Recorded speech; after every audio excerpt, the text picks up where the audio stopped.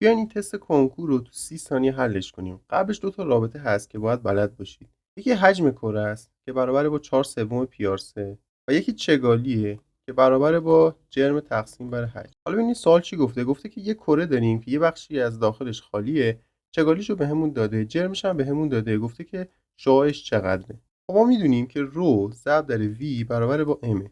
خب پس جای روش میذارم C تقسیم بر 7P، جای حجمش هم میذارم 4/3 پی در 2 به توان 3 منهای a به توان 3.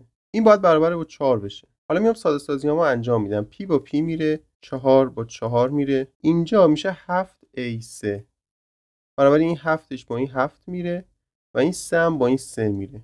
همونطور که میبینید هیچ عددی باقی نموند، پس a3 برابر با 1 و a مون برابر 1 میشه. گزینه درست گزینه 4 هستش. اگر از مبحث چگالی سوال دیگه ای دارید حتما تو کامنت ها برام بنویسید، تو ویدیو بعدی بهش پاسخ میدم.